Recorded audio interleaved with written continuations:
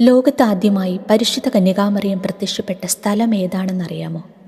നമ്മുടെ കുറവിലങ്ങാടാണ് എന്നതിന് ഉത്തരം പറയുമ്പോൾ ഒരു പക്ഷേ നമുക്കത് വിശ്വസിക്കാൻ ബുദ്ധിമുട്ട് തോന്നിയേക്കാം. കാരണം ലൂർദും ഹാത്തിമായും ഗ്വാഡലുപ്പയുമാണ് നമ്മുടെ മനസ്സിലുള്ളത്. ജസീന്തയും ജുവാനും ഇതിന് പിന്നാലെ വരികയും ചെയ്യും. പക്ഷേ പാരമ്പര്യ വിശ്വാസമനുസരിച്ച് കുറവിലങ്ങാടാണ് മാതാവ് ആദ്യമായി ലോകത്ത് പ്രത്യക്ഷപ്പെട്ടത്.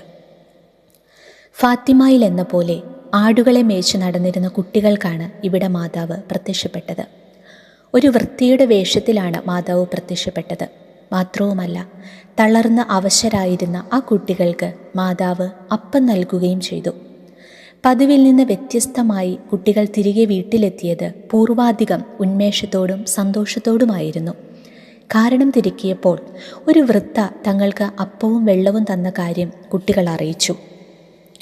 മാതാപിതാക്കളും കുട്ടികളും കൂടി അവിടെ എത്തിയപ്പോൾ അവർക്ക് മുന്നിൽ പ്രത്യക്ഷപ്പെട്ടത് കുരിശ് ചുമന്ന് നിൽക്കുന്ന ഉണ്ണിയേശുവിനെ കൈകളിലേന്തി പരിശുദ്ധ കന്യകാമറിയമാണ്.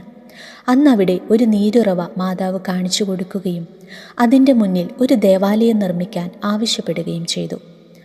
ഇന്ന് കാണുന്ന ദേവാലയത്തിൻ്റെ ഉത്ഭവം അങ്ങനെയായിരുന്നു. AD 105 ഈ ദേവാലയം പണി കഴിപ്പിക്കപ്പെട്ടത്. മാതാവിൻ്റെ നാമത്തിൽ ഇന്ത്യയിൽ സ്ഥാപിതമായ ആദ്യത്തെ ദേവാലയമാണ് കുറവിലങ്ങാടെന്നും ചരിത്ര ഗവേഷകർ പറയുന്നു. മാതാവിൻ്റെ പ്രത്യക്ഷപ്പെടലുമായി ബന്ധപ്പെട്ട മറ്റൊരു ചരിത്രം ഇങ്ങനെയാണ്. കളരിയിൽ നിന്ന് വീട്ടിലേക്ക് മടങ്ങുകയായിരുന്ന കുറേ കുട്ടികൾക്ക് കുലകണ്ഠം നിരപ്പിന് സമീപം എത്തിയപ്പോൾ വഴിയരികിലുള്ള ഒരു കാട്ടിൽ നിന്നും ഒരു വൃദ്ധ അവർക്കടുത്തെത്തുകയും സമീപത്ത് കിടന്നിരുന്ന കല്ലിൻ കഷ്ണങ്ങൾ പെറുക്കിയെടുത്ത് അപ്പമാക്കി അവർക്ക് നൽകുകയും ചെയ്തു.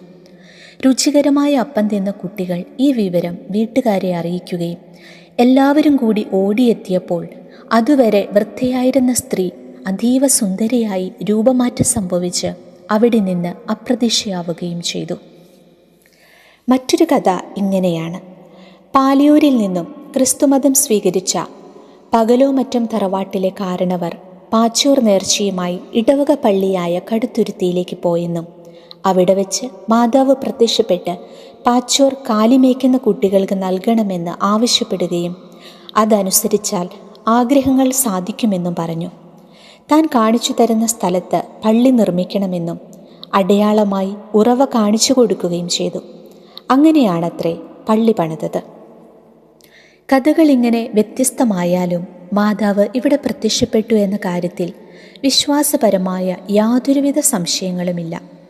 മുത്തിയമ്മയുടെ രൂപത്തിൽ, അതായത് വൃത്തിയുടെ രൂപത്തിൽ വന്നതായതുകൊണ്ട് കുറവിലങ്ങാട് മാതാവിനെ മുത്തിയമ്മ എന്നാണ് വിളിക്കുന്നത്.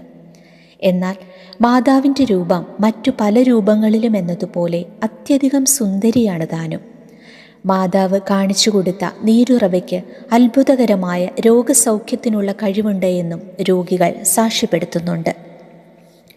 ഉയർന്ന ഒരു പ്രദേശത്ത് ചെറിയ താഴ്ചയിൽ വറ്റാത്ത വെള്ളമുള്ള ഉറവ എന്നത് ഇന്നു തന്നെ അത്ഭുതം തന്നെ. 3 നോമ്പ്, 8 നോമ്പ്, വിശുദ്ധ സെബസ്ത്യാനോസിൻ്റെ തിരുനാൾ എന്നിവയാണ് ഇവിടെ ആഘോഷിക്കുന്ന തിരുനാളുകൾ. ഇതിൽ 3 നോമ്പ് തിരുനാൾ ഏറെ പ്രശസ്തമാണ്. 3 നോമ്പ് തിരുനാളിനാണ് ചരിത്രപ്രസിദ്ധമായ കപ്പൽ പ്രദക്ഷിണമുള്ളത്. ജാതിയോ മതമോ നോക്കാതെ തന്നെ വിളിച്ചപേക്ഷിക്കുന്നവർക്കെല്ലാം സമീപസ്ഥയാണ് കുറവിലങ്ങാട് മുത്തിയമ്മ. കുറവിലങ്ങാട് മുത്തിയമ്മേ, ഞങ്ങൾക്കെല്ലാവർക്കും വേണ്ടി അമ്മ പ്രാർത്ഥിക്കണമേ.